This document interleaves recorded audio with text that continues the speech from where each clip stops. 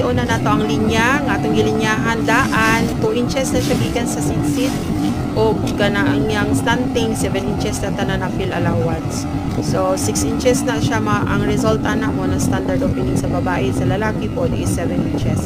So gikat nato or trim gilabay tapos tamaka nato tong allowance gud sa ilalom. So atong stitches sana mga 1/8 so or less than 1/8 kay mas limpyo siya. Tan-awon kung less than 1/8 ika nato atong gi-attach na pocket bag ika na nang gi-attach atong front. Karon ato silang ipam-plaster so kanang snip yang gamatoy nga cut diyan nato timailan diyan nato i-plaster ang atong pocket bag.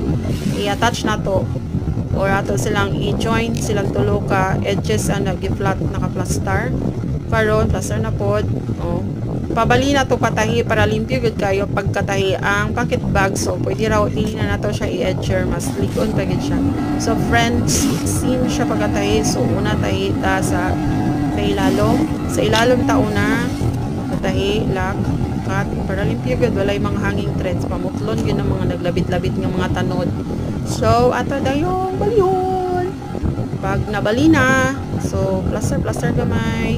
Top stitch na po ta, mas limpyo siya pag less than 1/8 ato pagka-top stitch. So, follow lang atong curve sa pocket bag o patong yung folded side or atong along the fold. So, cut na sa hanging thread. So, plaster.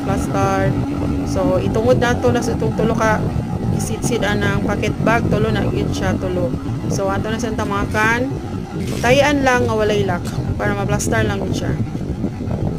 Okay, so tanawa. So, dali ra kay paghuman sa or pagtahi sa slide pocket. Standard na pocket na para sa mga pantalon.